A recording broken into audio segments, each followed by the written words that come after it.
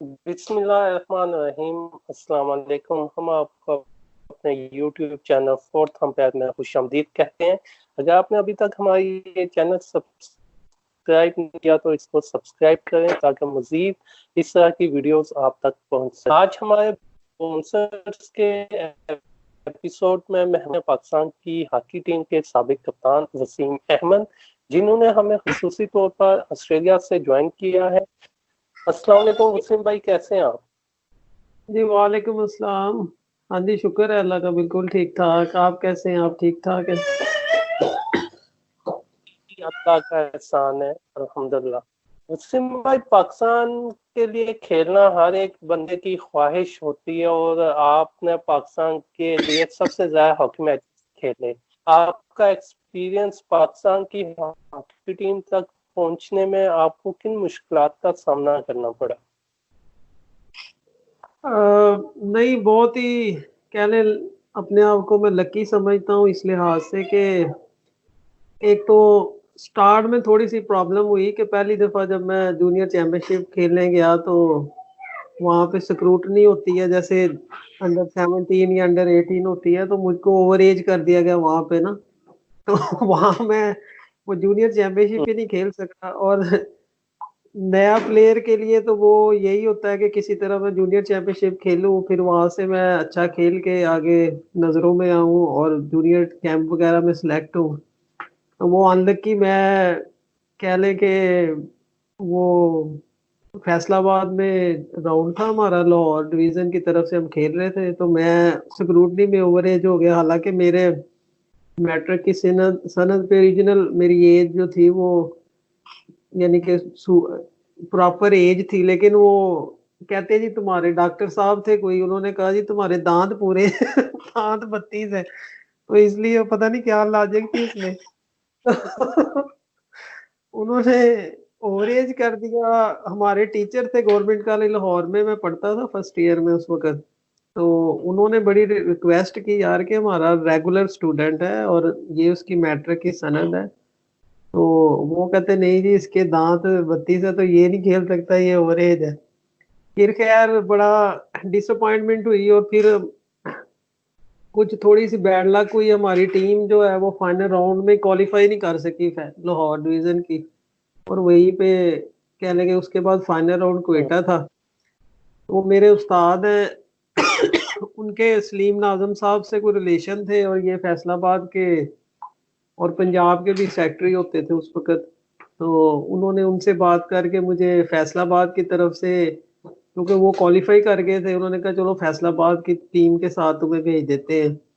वो मुझे ले तो गए, लेकिन वो कहते जी भाई यहाँ पता लग गया किसी को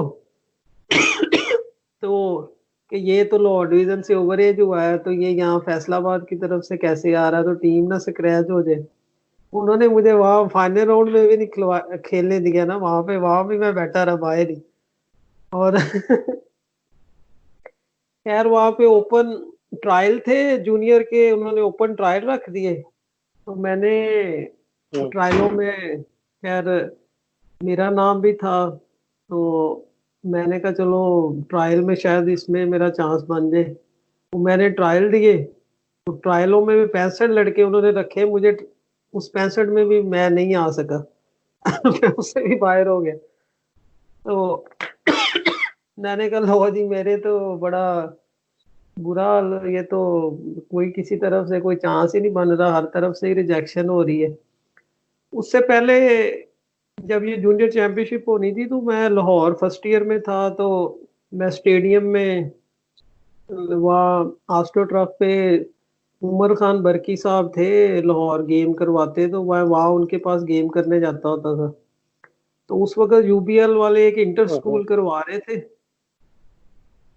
तो वो लाहौर मॉडल हाई स्कूल की टीम थी। तो उन्होंने मुझे कहा, क्योंकि मुझे किसी ने खेलते हुए नहीं देखा था, मैं अभी नया नया यानी बिहाड़ी से गया हूँ, गवर्नमेंट कॉलेज में पढ़ रहा था। और मैं कोई ना जूनियर चैंपियनशिप खेला ना किसी तरफ खेला नहीं था, अंडर 14 पंजाब और अंडर 16 पंजाब खेला था। लेकिन वैसे मुझे जानते नहीं थे कुछ ज्यादा। तो उन्होंने कहा चलो यार तुम फर्स्ट ईयर में हो, तुम्हें कोई नहीं जानता, तो तुम्हें यूबीएल की इंटर स्कूल खुलवा लेते हैं। मैं मैंने कहा चले जी, ये ठीक है। तो वो खैर मुझे, हालांकि मैं जेन्युइन स्टूडेंट नहीं था, लेकिन वो मुझे टीम के साथ ले गए और वहां पे इंटर हम्म, यूपीएल वालों ने 11 प्लेयरों के जो अच्छे हर पोजीशन के प्लेयर थे ना, उनका स्कॉलरशिप लगाना था, और जो कोई उनको अच्छा लगता प्लेयर उसको अपने उन्होंने यूपीएल में सीनियर टीम के साथ अटैच करना था। तो वो हम्म, कह लेंगे अल्लाह मियाँ ने रास्ता बनाना था। तो वो मैं बस वो इंटर स्कूल खेलने चला गया। हालांकि मेरी ओरिजिनल पोजीशन लेफ्ट हाफ थी, लेकिन मुझे उन्होंने कहा भी तुम सेंटर हाफ खेलोगे। तो वहां पे हम्म, मैं सेंटर खेला और बड़ा अच्छी ही परफॉर्मेंस रही। वो टूर्नामेंट का बेस्ट प्लेयर हो गया मैं। उन्होंने हम्म, यूबीएल वालों ने स्कॉलरशिप जो था वो मुझे 12 मंथ का जो लगना था, 1000 लगना था, उन्होंने 12,000 मुझे इकट्ठे ही दे दिए। तो फिर उन्होंने कहा जी हम हम्म, तुम्हें तो वो लक्की कह ले, इधर से मैं जूनियर चैंपियनशिप से जब मेरा कोई कुछ नहीं बना, ट्रायलों में सिलेक्शन नहीं हुई, तो यूबीएल में जब घर पहुंचा तो यूबीएल की कॉल आई हुई थी कि तुम कराची, हमारा कैंप लग रहा है तो तुम कराची आओ। तो मैं जब हम्म, मायूस हो घर पहुंचा हूँ तो कॉल देखी, तो मैंने कहा चलो एक चांस है। तो मैं खैर कराची पहली दफा जिंदगी में उस वक्त गया कराची यूबीएल की तरफ से। पहली इंटर स्कूल में गया है पहली दफा, तो वो उस वक्त यूबीएल की तरफ से मैं पहली दफा कैंप में जाना था, तो गया वहां पे। तो वहां पे फिर हम्म, उनके दो लोकल टूर्नामेंट थे, कह लेंगे, उसमें उन्होंने मुझे खुला के जरा चेक किया तो मेरी परफॉर्मेंस ठीक रह गई। तो उन्होंने कहा कि जी नेक्स्ट हम हम्म, नेशनल चैंपियनशिप होगी तो हम तुम्हें वहां पे बुलाएंगे दोबारा ना, लेकिन हमारे सीनियर प्लेयर हैं जो कि नेशनल टीम में है, तो हो हम्म, सकता है कि तुम्हें चांस ना मिले। तो खैर वो हम्म, लकीली अल्लाह मियाँ जब रास्ते बनाता है, तो वो कह लें कि नदीम एंडी उस वक्त करंट जूनियर टीम में था और राइट हाफ की पोजीशन पे था यूबीएल में। ये जूनियर वर्ल्ड हम्म, कप खेल के आया, तो आते ही ये यूबीएल छोड़ के नेशनल बैंक में चला गया। तो उन्होंने हम्म, मुझे एज ए फोर्थ हाफ उन्होंने कहा चलो जी, ये इसकी परफॉर्मेंस वो टूर्नामेंट में ठीक रही थी, चलो इसको बुलाते हैं। तो मैं खैर हम्म, सीनियर चैंपियनशिप के कैंप में कराची गया, वहाँ पे नेशनल चैंपियनशिप का राउंड था पहला। तो मैं वहाँ पे हम्म, जाके, और वहाँ पे यूबीएल का लेफ्ट हाफ जो करंट नेशनल टीम के प्लेयर थे शाहिद इस्लाम, तो मेरी लेफ्ट हाफ पे जगह ही हम्म, नहीं बनती। तो उन्होंने हम्म, कहा तुम राइट हाफ खेलो। मैंने कहा चले हम्म, ठीक है, मैं राइट हाफ खेलता हूँ। तो वो नेशनल चैंपियनशिप स्टार्ट हुई तो मैं रिजर्व था। तो जो प्लेइंग एक राइट हाफ था, पहला हाफ वो खेला एक मैच में, सेकंड हाफ मैं खेला। हम्म, मैं हम्म, ज्यादा ज्यादा बेहतर खेला, तो उसके बाद मुझे उन्होंने प्लेइंग कर दिया।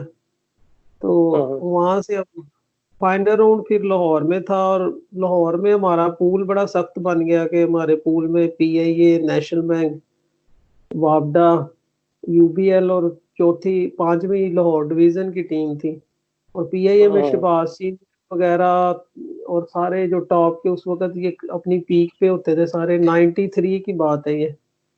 और मेरी हम्म, जिंदगी की पहली पहली चैंपियनशिप थी कि मैं ना कभी जूनियर चैंपियनशिप खेला ना, तो पहली चैंपियनशिप खेल रहा था मैं, और खेल भी एज ए राइट हाफ। तो वो हम्म, हमारी मेरी कह लेंगे परफॉर्मेंस बड़ी अच्छी रह गई। हमारी यूबीएल की टीम, हमने पीआईए भी हरा दिया इनको, नेशनल बैंक को भी हरा दिया, वापडा भी हरा दी, और हम नेशनल हम्म, चैंपियनशिप फाइनल हम फ्लंटी स्टोक्स पे पुलिस से हार गए। हम्म, तो वहां पे वो जो सीनियर कैंप, उन्होंने नेशनल चैंपियनशिप की परफॉर्मेंस पे उन्होंने लड़के सिलेक्ट किए डायरेक्ट, कोई ट्रायल नहीं थे। तो हम्म, वो 35 प्लेयरों में मैं as a right half senior camp में आ गया। उन्होंने मुझे हम्म, सीनियर कैंप दे लिया। तो उ- अब मैंने बस वो सीनियर कैंप में मैं गया उस वक्त, सारे बास सीनियर वगैरह, ख्वाजा जुनेद, ताहा जुमा, मंसूर, ये सारे जो टॉप के सारे प्लेयर, फवाद जूनियर हो गया, फिर इसी तरह रहीम खान और शफकत और ये वो सारे सीनियर ये उस वक्त होते थे टीम में। तो हम्म। मैं वहां गया तो ख्वाजा ज़कात साहब और रशीद जूनियर ये कोच हमारे मैने कोच थे, मैनेजर थे। इन्होंने हम्म। मुझे कहा, यार तुम्हारी डेट ऑफ बर्थ क्या है?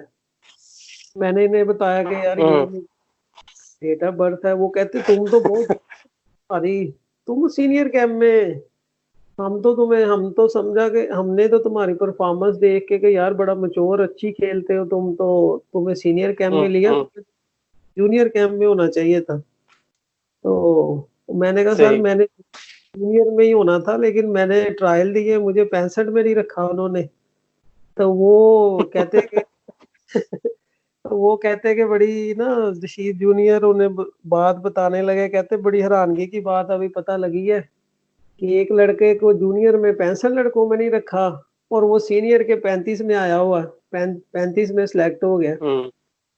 तो फिर उन्होंने सही। कहा, मैंने कहा कि सर अगर जूनियर कैंप में मैं होता तो मैंने सीनियर में नहीं आना था, क्योंकि मैं तो अभी न्यू कमर हूँ बिल्कुल ही, और मुझे तो एक्सपीरियंस भी नहीं, तो मेरे लिए सूटेबल भी जूनियर कैंप था।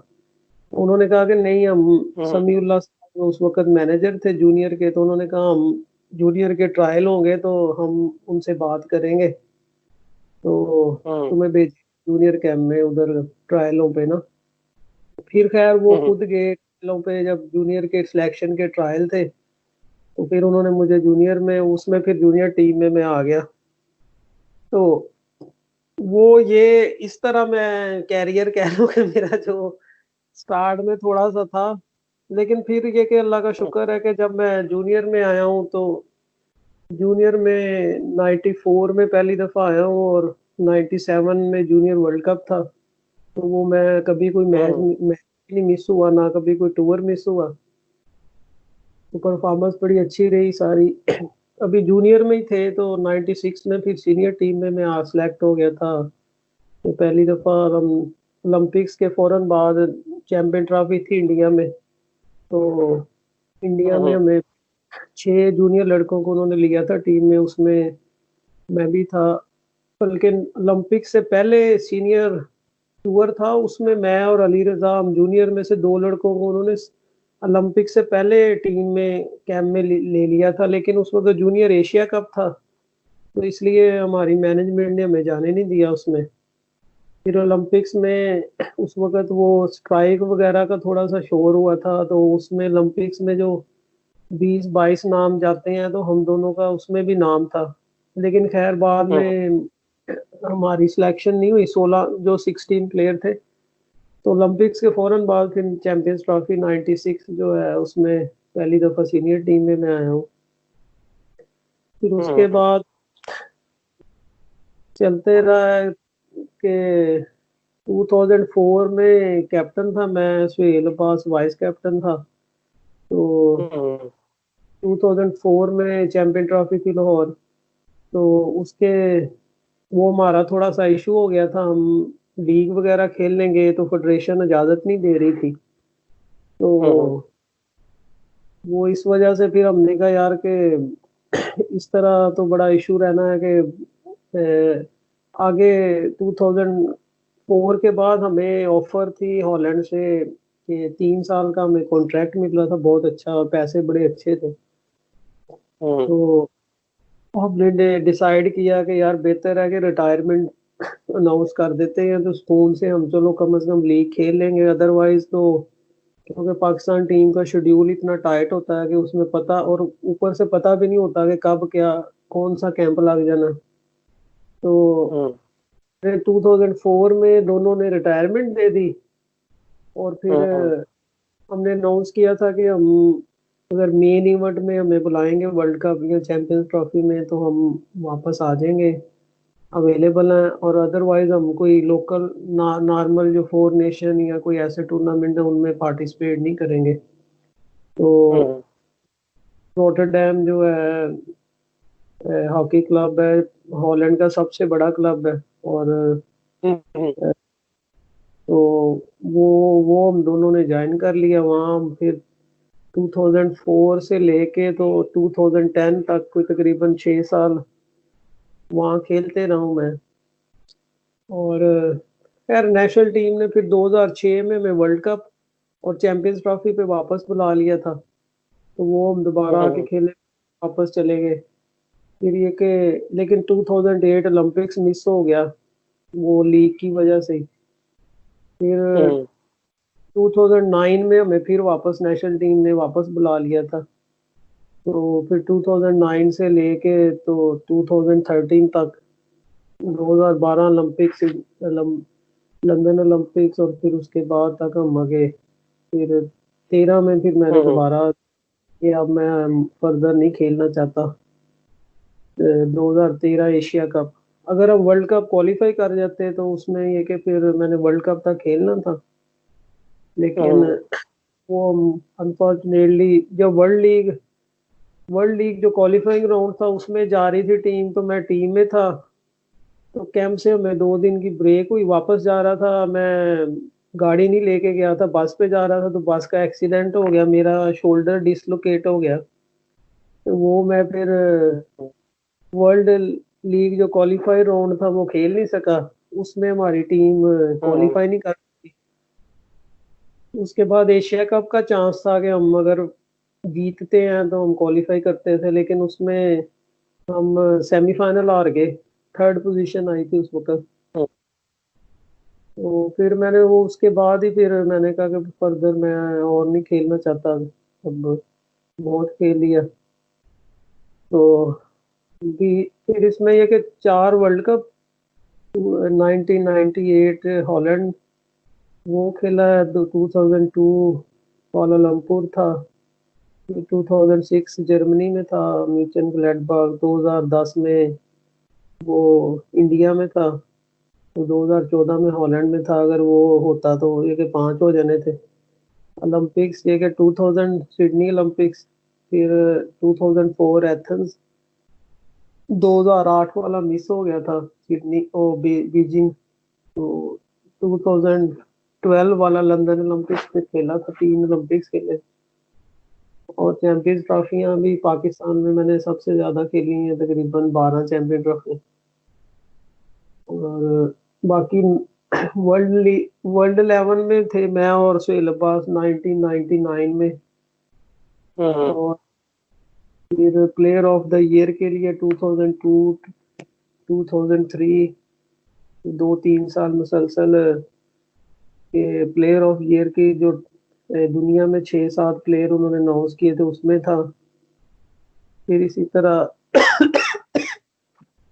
जूनियर वर्ल्ड 11 में भी जो 1997 जूनियर वर्ल्ड कप के बाद अनाउंस की थी, उसमें भी मैं और बाबर अब्दुल्ला पाकिस्तान से 2 प्लेयर थे। तो ये कि अल्लाह ताला का शुक्र है, शायद प्लेयर तो बहुत सारे अच्छे आते हैं, लेकिन ये कि इतनी लंबी हॉकी या इतनी देर तक ये खेलना, ऊपर से ये कि लीग भी शुक्र है कि पहले 2002 और 3 में मैं जर्मनी में 2 साल खेला हूँ लीग, फिर 2004 से लेकर 2010 तक हॉलैंड, फिर इसके बीच में इंडिया में एक 2005 में लीग खेले थे, फिर 2012 में इंडिया में एक हुई थी वर्ल्ड लीग, वो खेला था मैं। फिर इसके बाद हांगकांग में 2011 12 13 2-3 साल वहाँ, फिर मलेशिया 2014 से ले यानी 13 से लेके 13 14 15 12 से लेके 15 तक 16 तक, यानी 4-5 साल मलेशिया। फिर 2014 से ऑस्ट्रेलिया में खेल रहा हूँ लीग, 2014 से लेके अभी तक, तो वो 6 साल यहाँ पे हो गए, यहाँ पे हर साल जो ये कि शुक्र है अल्लाह का, हर लिहाज से अल्लाह मियां ने, यानी हम हमसे जूनियर प्लेयर जो हैं वो अक्सर हॉकी छोड़ चुके हैं, लेकिन अल्लाह का खास फजल है कि अभी तक फिटनेस भी ठीक है। अभी जो यहाँ की प्रीमियर लीग में हमारी टीम है साउदर्न यूनाइटेड, तो मैं लास्ट 2 साल से हम यहाँ पे प्रीमियर लीग के चैंपियन हैं, तो मैं उनका असिस्टेंट कोच भी हूँ, साथ प्लेयर भी हूँ, साथ खेल भी रहा हूँ। तो तो परफॉर्मेंस वगैरह बड़ी अच्छी रही है यहाँ पे भी, और इस साल भी खेलना था लेकिन अभी कोरोना की वजह से जरा लीग पोस्टपोन हो गई है। सही। ये तो वसीम भाई, ये तो थी कि आप कैसे पाकिस्तान की टीम तक पहुंचे, आपने सारी चीजें बहुत डिटेल में बताई।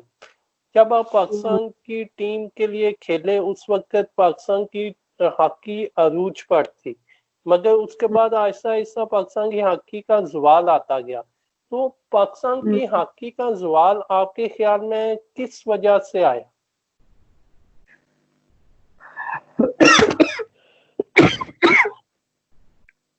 मेरे ख्याल में पाकिस्तान की हॉकी की दो तीन वजूहत हैं कि जो मेन कह लें कि एक तो हमने जो कह लें कि अपने टैलेंट को, जैसे होता है ना एक कि जाया कर देना, कि हमने अपने एक सिस्टम यानी कि डिक्लाइन की मेन रीजन कि हमने जैसे 94 में वर्ल्ड कप जीते हैं या उससे पहले 84 ओलंपिक्स जीते हैं, तो उस वक़्त के बाद लोगों ने आहिस्ता आहिस्ता आहिस्ता आहिस्ता हॉकी में चेंजेस आना शुरू हुई हैं कि ऑस्ट्रोटर्फ आ गया, रूल चेंज होना शुरू हुए, तो हॉकी में आहिस्ता आहिस्ता जिद्दत, नई से नई चीज़ें, रिसर्च शुरू होगी। उसमें ये हमने लैग किया जो हमारे कह लेंगे बदकिस्मती थी पाकिस्तान हॉकी की, कि हमने एक तो आज तक पाकिस्तान हॉकी का किसी ने नहीं सोचा कि हम इसका कोई सिस्टम बना दें, कि कोई अपना इंफ्रास्ट्रक्चर हो प्रॉपर। जैसे मैं दूर नहीं जैसे क्रिकेट एकेडमी, क्रिकेट वालों ने अपनी एकेडमी बना ली प्रॉपर, उनके ग्राउंड यानी कि स्पोर्ट्स बोर्ड के पास है, कि फाइनेंशियली उन्होंने अपने आप को इतना स्ट्रॉन्ग कर लिया कि उनको अब किसी स्पोर्ट की ज़रूरत नहीं है। तो हमारी हॉकी की बदकिस्मती ये रही है कि हमने हॉकी को जब अरूज पे भी थी तो इसको इंस्टीट्यूट नहीं बनाया, कि हमने कोई इसका स्ट्रक्चर नहीं बनाया। वही इसी फूफा में हम फिरते रहे कि हम यार ओलंपिक चैंपियन है, वर्ल्ड कप है, हमें क्या ज़रूरत है, ये हमारे पास तो। जैसे स्क्वैश में आप देख लें कि स्क्वैश में आप एक वक्त होता था को कोई वो नाम ही नहीं लेता था, गौर ही नहीं करता है, पता होता था जी जहांगीर खान जानशेर खान दोनों जी फाइनल उनका ही होना तो पाकिस्तान ने जीतना है, कोई नोटिस ही नहीं करता था। अब आप उठा के सही। देखें तो पहले टॉप 20 टॉप 30 40 में पाकिस्तान का प्लेयर नहीं है कोई। तो वो सही। कहाँ, इसलिए जब तक हम इन्वेस्ट नहीं करेंगे, कोई सिस्टम नहीं बनाएंगे अपना, क्रिकेट तो इसलिए सरवाइव कर रही है, उनका थोड़ा सा उन्होंने क्योंकि उसके में पैसा है, ग्लैमर है, स्पॉन्सरशिप इतनी है, ऊपर से बैटिंग इतनी ज्यादा है कि कह लेंगे वो हर किसी का इंटरेस्ट उसमें रहता ही है, तो इसलिए वो सरवाइव कर रही है क्योंकि उसमें पैसे हैं। हॉकी हो हम्म। गई या दूसरी गेम होगी, इस वजह से स्ट्रगल कर रही हैं कि वो आहिस्ता आहिस्ता एक तो सिस्टम ना बनाने की वजह से हम लोग आहिस्ता आहिस्ता डिक्लाइन, कि हम दूसरी टीमें हॉलैंड को देख लें आप, बाकी अब सारी दुनिया में देखें कितनी रिसर्च, कैसे टीमें डेवलप, उनको सिस्टम कैसे बना लिया है, कैसे वो उसमें हॉकी में नई से नई चीजें, नई से नई चीजें। और हमारे ना प्रॉपर कोई ऐसे कोच हैं कि जिन्होंने कि मॉडर्न हॉकी को साथ साथ उन्होंने एनालाइज किया हो, साथ साथ टच हो और उसके मुताबिक चल रहे हो। हम लोग अभी भी वो हमारे जो कि जो पुराने ओल्ड ओलंपियंस हैं, इवन के यंगस्टर्स भी हैं बहुत सारे कि वो हॉकी से टच ही नहीं है, ना वो किसी लेवल पे कोचिंग करते हैं, ना उनको शौक है कि वो मॉडर्न जो डेवलपमेंट्स हो रही हैं उन डेवलपमेंट्स के साथ साथ अपने को अटैच करें, सीखें। तो वो लेकिन सबको कोचिंग का शौक है जी, पाकिस्तान का हम कोच बन जाए या हम आके पाकिस्तान टीम की कोचिंग कर ले, तो वो उनको पता। अब आप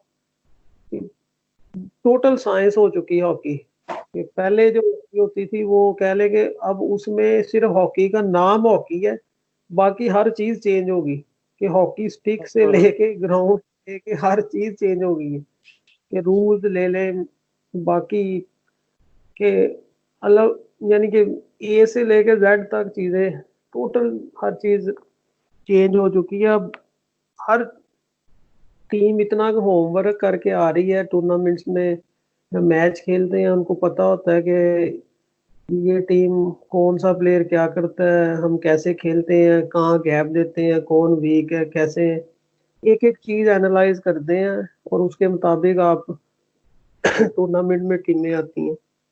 हमारी बदकिस्मती कि हमारा कोई सिस्टम ही नहीं है ना कोचिंग का। बच्चे अभी भी वो ग्रास पे खेलते हैं, उनको वो पुराने स्टार जो हमारे कह लो कि 80s में 90s में ओ 80s कह रही है 70s 80s में जो होते थे कि भी ग्राउंड में जाओ, जाके हिटिंग कर लो, चक्कर लगा लो और वॉल हिटिंग कर लो और गेम कर लो।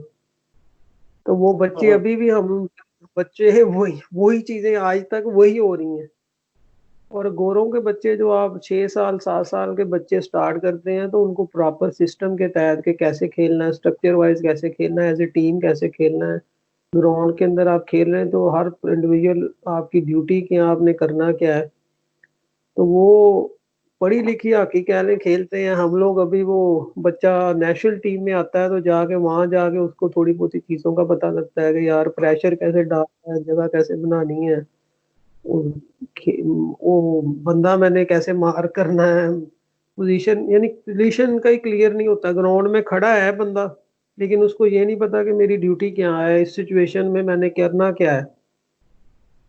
तो ये आहिस्ता आहिस्ता चीजें होती होती यही हम अगर अपना कोई प्रॉपर सिस्टम बनाते, अपनी कोचिंग का कोई सिस्टम बनाते, अपना कोई इंस्टीट्यूट बनाते, कोई इसके फंड का कभी कभी इश्यू ना होता, अपनी इनकी एकेडमी होती, कोई अच्छे जिम ग्राउंड के प्लेयर के पास फैसिलिटी होती कि जब उन्होंने आना है, जब उन्होंने यानी कि कैंप लगाना है। अब अभी हमारी यानी फेडरेशन का ये मसले हो रहे हैं कि हमने कैंप लगाना है तो उसके यानी हम वो एक्सपेंडिचर कैसे मैनेज करेंगे कि इतना इसमें इतना खर्चा हो रहा है, इसमें ये हो रहा है, इतने टूर पे जाना है तो हम पैसे कहाँ से जनरेट करें, हमारे पास तो इतने फंड नहीं है।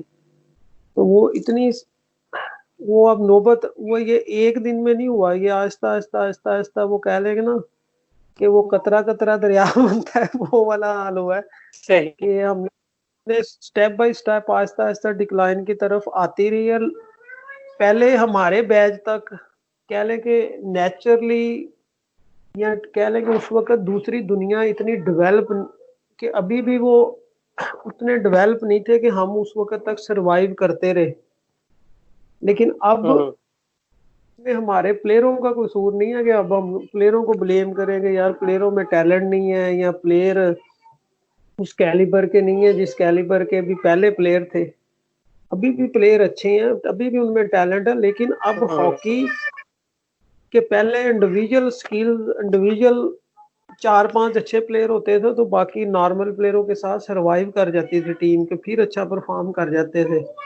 लेकिन अब ये हाल हो गया कि आप हम्म, 18 के 18 बल्कि कोचिज समेत जब तक आपकी पूरी टीम अच्छी नहीं होगी, अगर कोच अच्छी प्लान नहीं करेगा, कोच अच्छी ट्रेनिंग नहीं कराएगा, प्लेयरों को प्रिपेयर नहीं करेगा प्रॉपर, तो आप सरवाइव नहीं कर सकते। अब वो टैलेंट वाला चक्कर खत्म हो गया। अब ये कि आपको कह हाँ, लें कि वो जी जी जी। इसमें ये कि कोचिंग बहुत बड़ा फैक्टर है। हमारा स्ट्रक्चर वाइज हॉकी का कोई स्ट्रक्चर ही कोई नहीं।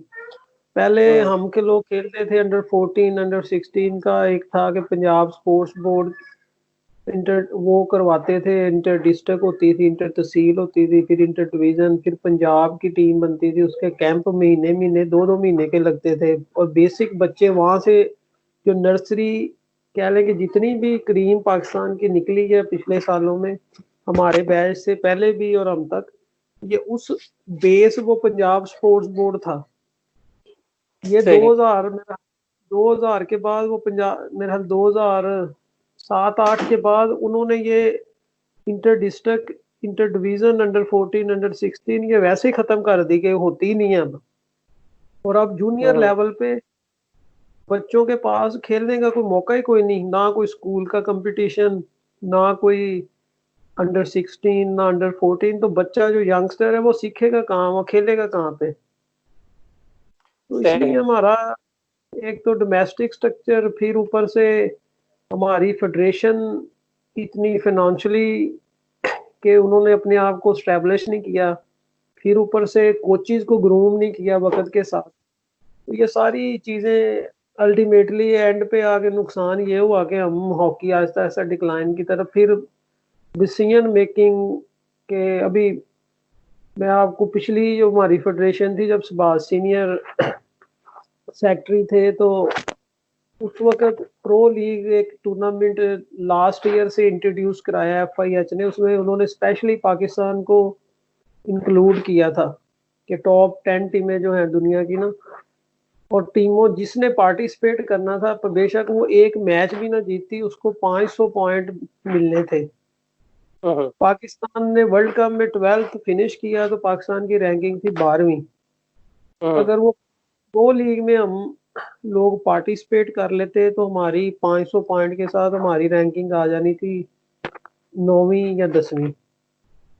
फेडरेशन ने उस वक्त इतना बड़ा ब्लंडर किया है कि वो इन्होंने कहा जी प्रो लीग में जीतना हमारी टीम ने है नहीं, तो जी इतना पैसा इन्वेस्ट करेंगे, इतना पैसा लगेगा, ऐसे जाया करने की बात है, तो उसमें पार्टिसिपेट ही ना करो। इन्होंने एन 2 या 3 दिन पहले विड्रॉ कर दिया उस इवेंट में पार्टिसिपेट ना करने का। तो इनको जो 500 पॉइंट मिलने थे वो गए, ऊपर से इन्होंने ऊपर से फाइन हुआ इनको, पाकिस्तान हॉकी टीम को। हमारी रैंकिंग बैठी बिठाई रैंकिंग हमारी 12 से 17 चली गई। अगर ये सिर्फ उसमें पार्टिसिपेट कर लेते और मिस मैनेजमेंट ना होती तो पाकिस्तान की रैंकिंग 10 होती, और हमारा क्वालिफाइंग राउंड में मैच जो है वो हमारा इजी टीम के साथ आता, फ्रांस के साथ या मलेशिया के साथ या कोई निचले लेवल की रैंकिंग की टीम के साथ।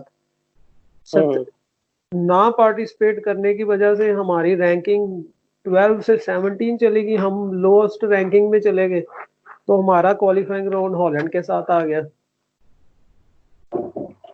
तो हॉलैंड के साथ तो आप टॉप 3 एक दुनिया की इस वक्त नंबर टॉप 3 में वर्ल्ड नंबर 2 या 3 वर्ल्ड नंबर टीम है, तो उसमें आपके चांसेस वैसे ही आप अगर कंपैरिजन करें तो आपके चांसेस कम हो गए क्वालिफाई करने के। इस वजह से हम मेन रीजन उसके पीछे कि वो टीम कि वो मिसमैनेजमेंट हुई है कि जिसकी वजह से हमारी रैंकिंग नीचे गई, और हम उस वजह से मेन मैं कहूंगा कि हम लोग ओलंपिक से बाहर हो गए। सही। वसीम भाई, 2-3 चीजें हैं। एक तो पाकिस्तान हॉकी में गोरा कोच भी लाया गया, लेकिन जब वो एक अच्छा काम कर रहा था तो फिर उसे हटा दिया गया। इसकी क्या वजह बनी? असल में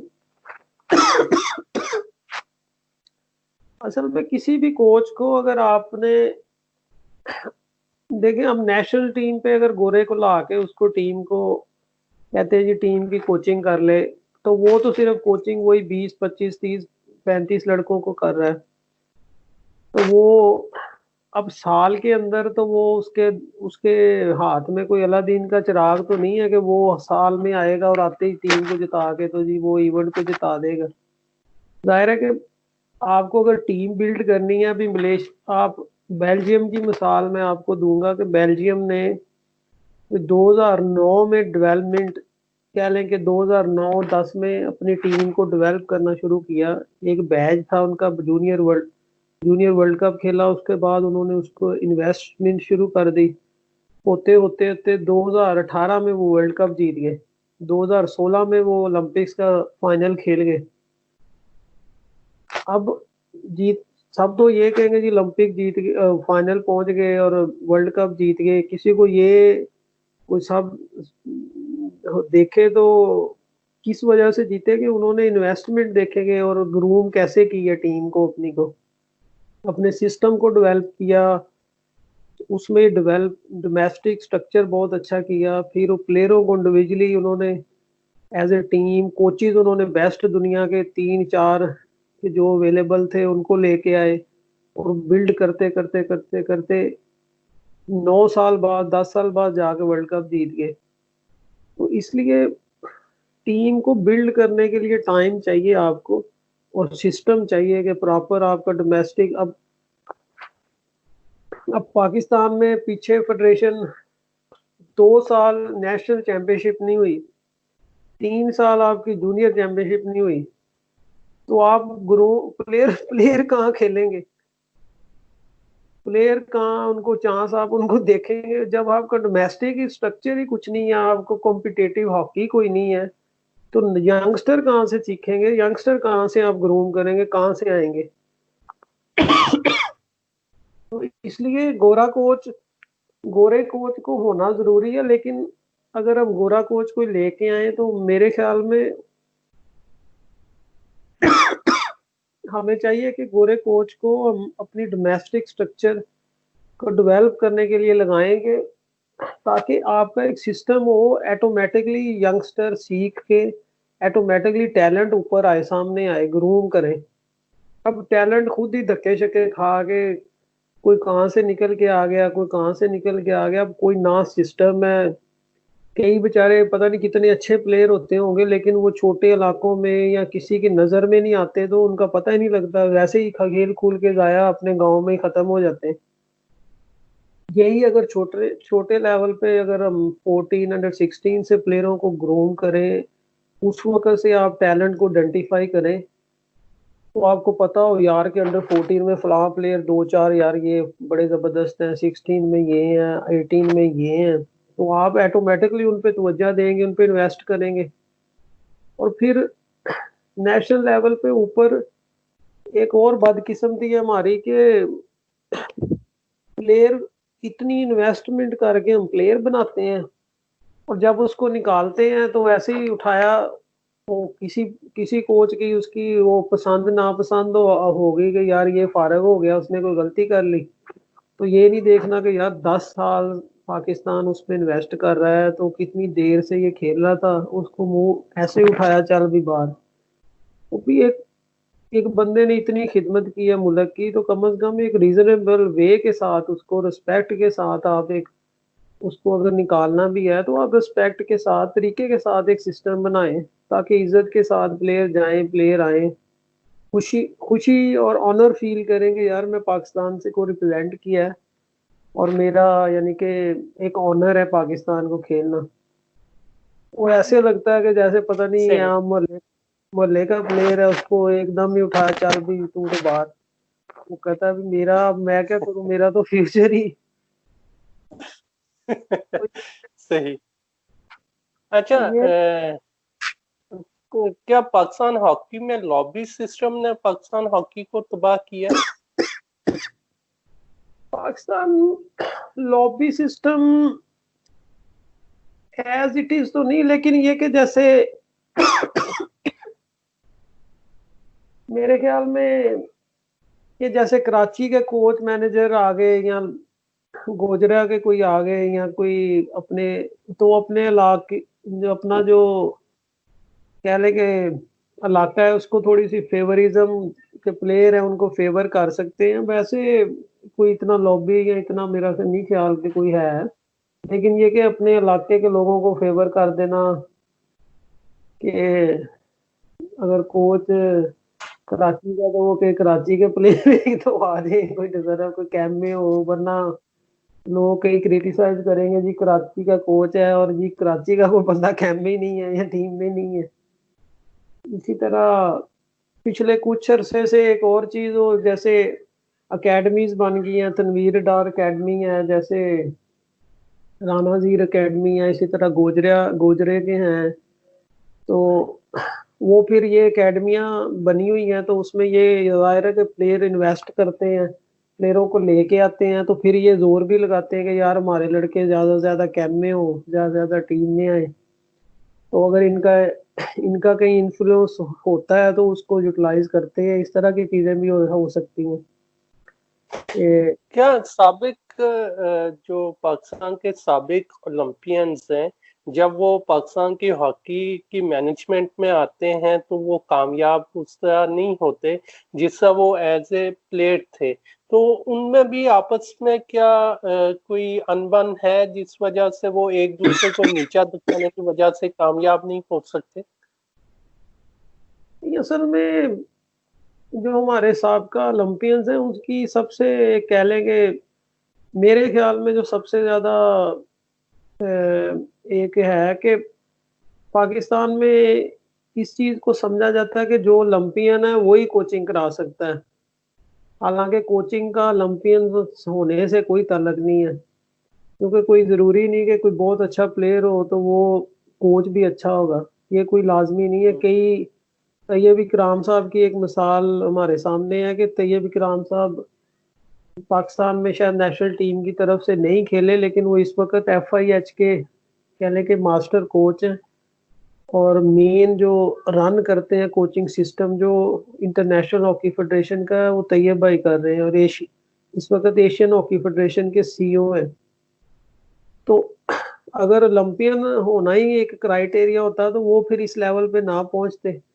जाहिर है उनकी उनकी इंटेलिजेंस, ये बंदे की, हर बंदे में अपनी क्वालिटीज होती हैं कि किसको कितना शौक है और उसके अंदर इंटेलिजेंस कितनी है कि वो टाइमली कितना अच्छा रिएक्ट या कितना यानी कि कूल होके या चीजें ऑब्जर्व करता है, डिसीजन मेकिंग उसकी कैसी है।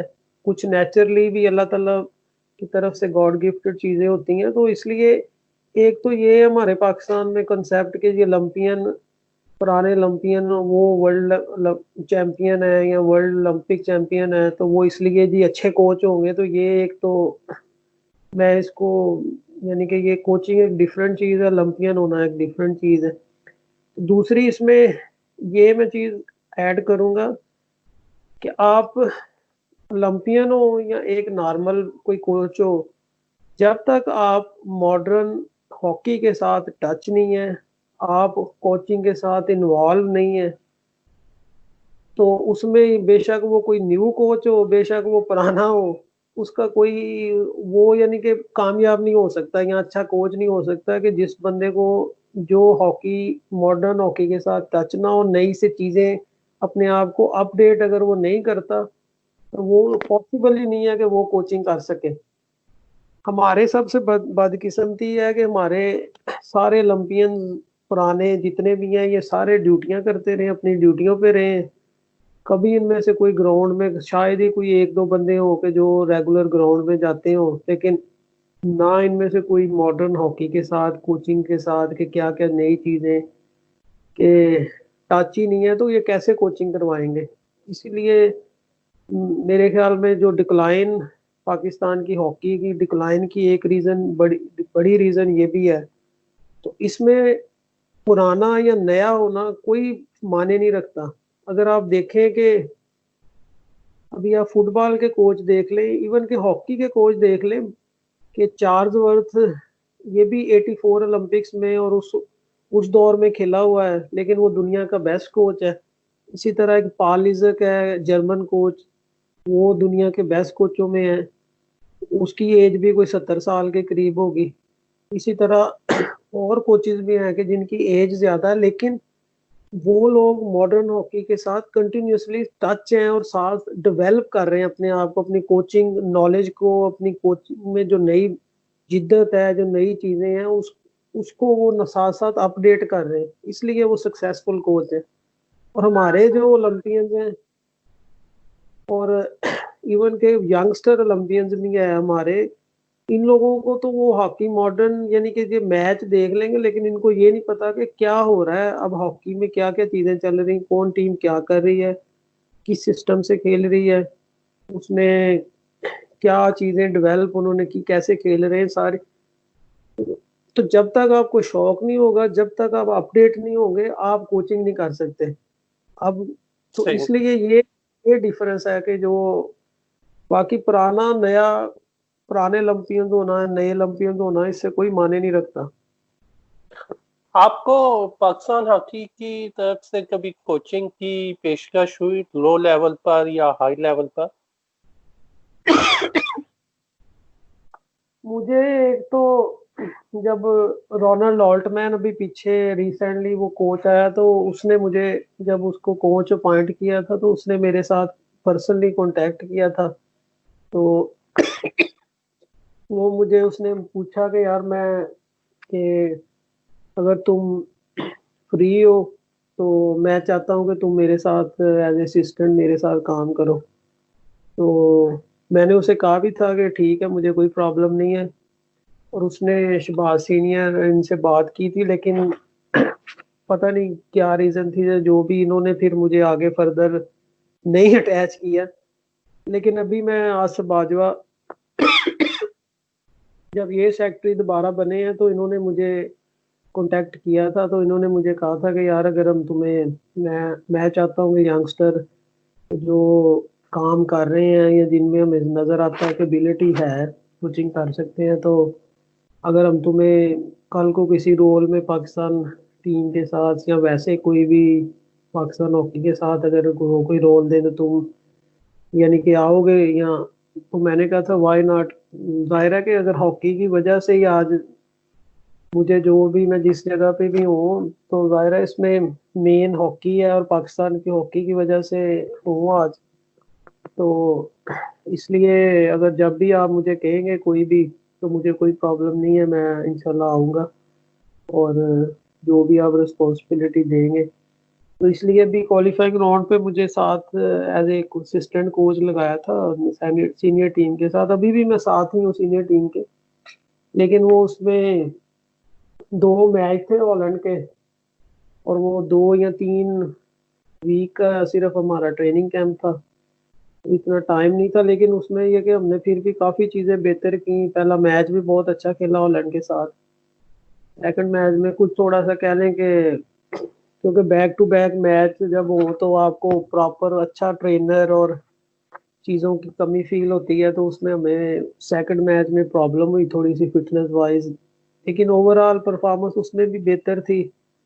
कुछ हमारी बैड लक के हमारे गोलकीपर अच्छे टच में नहीं रहे उसमें दोनों मैचेस में, कि गोलकीपर का बैड, थोड़ा सा बैड डे था।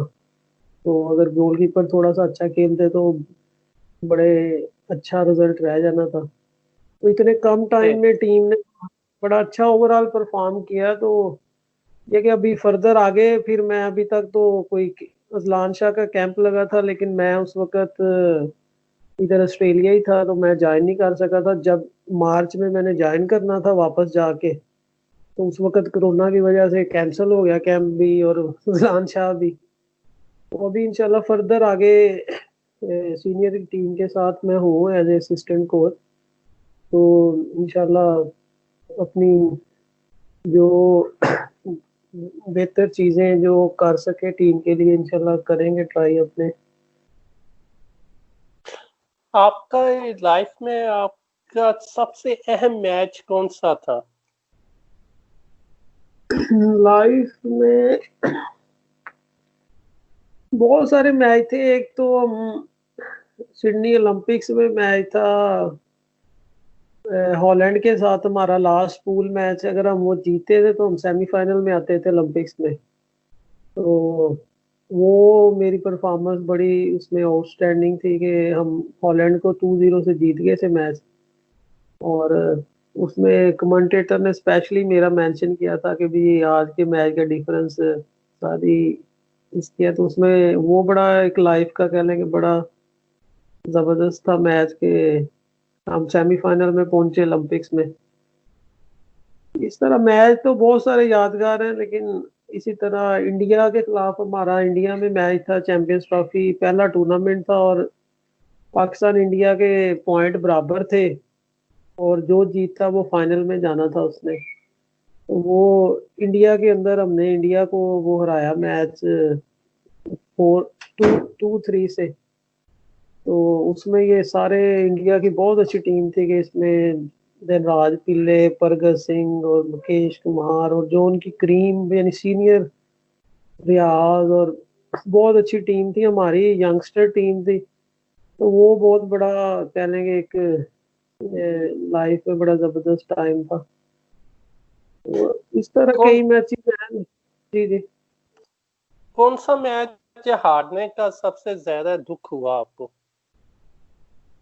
जो सिडनी ओलंपिक का सेमीफाइनल था वो जिंदगी का कह लें कि बहुत ही कह लें कि इजी सेमीफाइनल था। और ओवरऑल अगर स्टैटिक्स देखे जाएं तो हम पूरे मैच में हमारे और कोरिया का कोई मैच ही नहीं था कि हमारी कोई 6-7 अटेम्प्ट थी, गोल अटेम्प्ट 7 से 8 शॉट कॉर्नर थे और सेलबाज था हमारे पास। और उनकी हमारे गोल के ऊपर शायद एक कोई अटेम्प्ट ही नहीं थी। 3 शॉट कॉर्नर उनको मिले पूरे मैच में, एक वो गोल कर गए और हम 1-0 से हार गए मैच। वो बहुत ही उस मैच का कह लें कि सारी जिंदगी अफसोस रहेगा कि वो हम डिजर्व नहीं करते थे कि वो हम हारे, लेकिन बस अल्लाह ताला की तरफ से कुछ चीजें इंसान को नहीं पता लगती।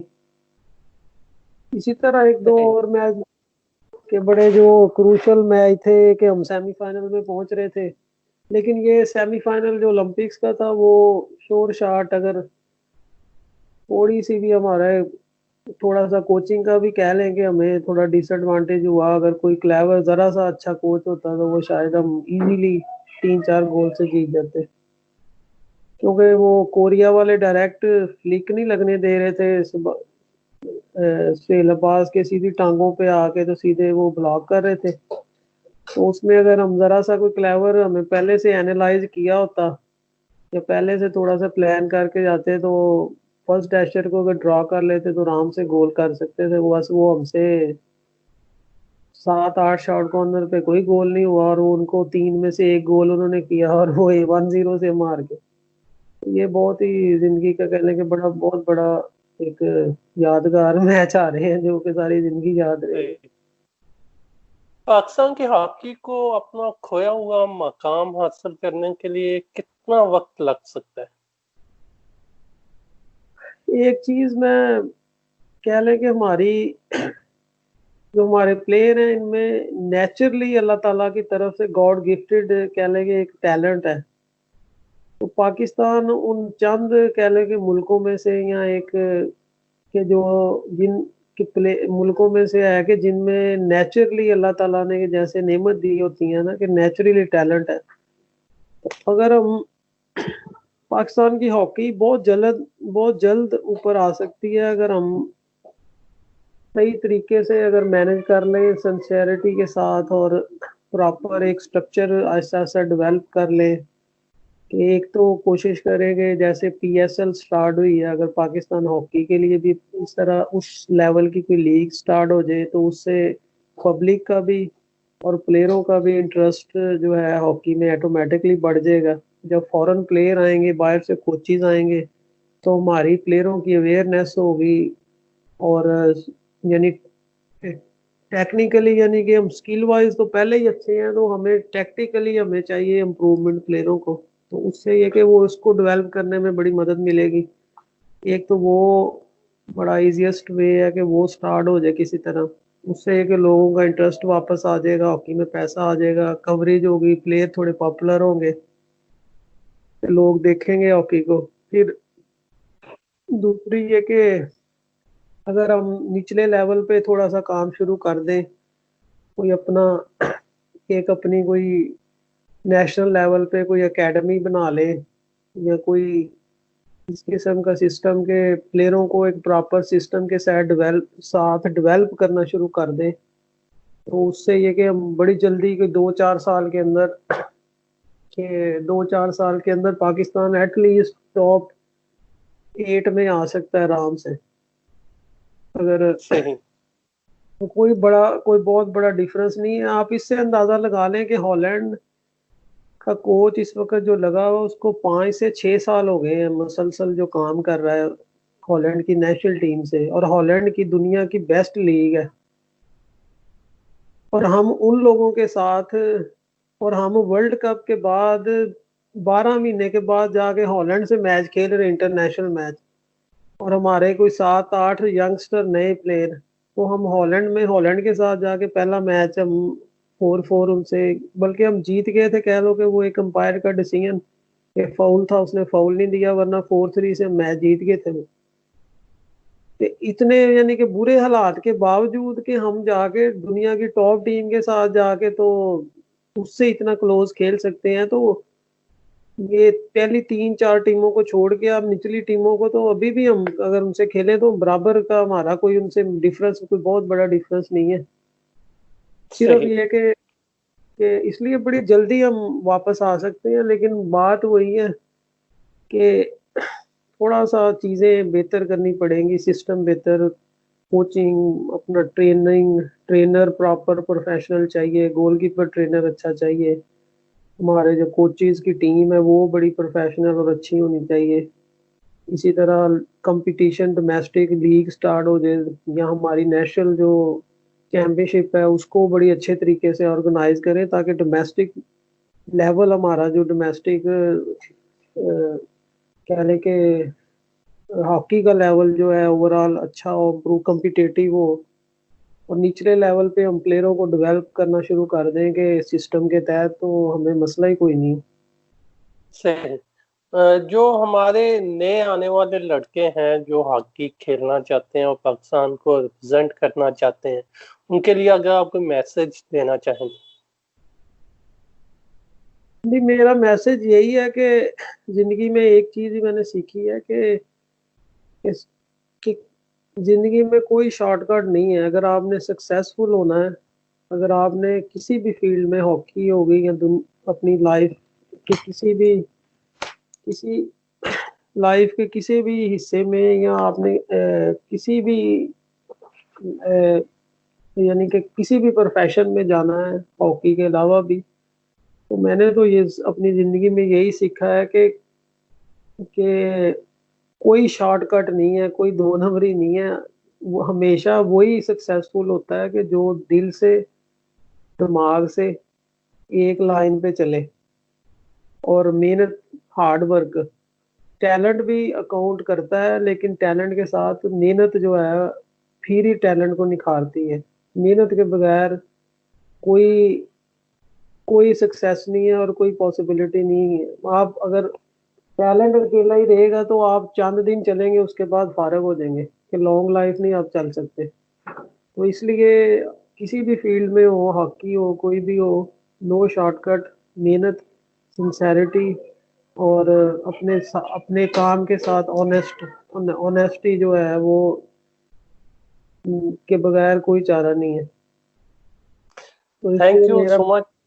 जी हाँ जी। जी, जी हाँ जी, जी। तो यही मेरा मैसेज है कि बस अगर कुछ हासिल करना है, क्योंकि मैं इसमें ये मैसेज देना चाहूंगा अपने प्लेयर्स को भी कि हमारे प्लेयर ये सोचते हैं कि यार हम लीग खेल लें या हम बाहर जाके कोई सेटल हो जाए, तो उस वक्त तक कोई चीज पॉसिबल नहीं है। आपकी कोई जगह, कोई बंदा रिस्पेक्ट नहीं करेगा जब तक आप पाकिस्तान टीम के अपने जो लेवल को अच्छा नहीं करेंगे, अपना लेवल अच्छा नहीं करेंगे, पाकिस्तान टीम का लेवल अच्छा नहीं करेंगे, उस वक्त तक आपकी कोई पूछेगा भी नहीं। जब आप पाकिस्तान टीम का लेवल, आप टॉप फोर में आ जाए, आप वर्ल्ड चैंपियन बन जाए, पूरी दुनिया आपको हाथों हाथ लेगी, हर लीग वाला आपको लेगा, हर बंदा आपको ऑफर करेगा, यार आओ हमारे पास लीग खेलो हमारे पास। सबको पता दुनिया के बेस्ट प्लेयर हैं। तो इसलिए मेरा ये मैसेज अपने प्लेयर को कि फाइनेंशियली और ये चीजें हैं, लेकिन पहले अपना कैरियर बनाएं, अपने आप को इस काबिल बनाएं, ताकि दुनिया आपको बुलाए। ये नहीं कि आप लोगों की मिन्नतें कर करके जा रहे हैं, हमें बुला लो जी, मैं लीग अवेलेबल हूँ, मैं लीग खेलना चाहता हूँ।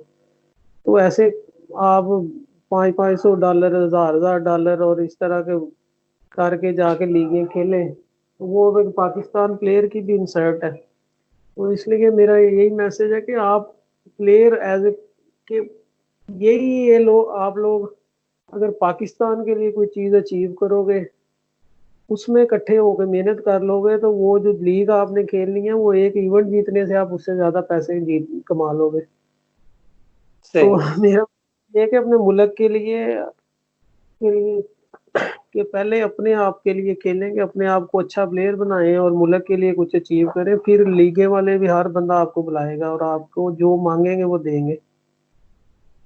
सही।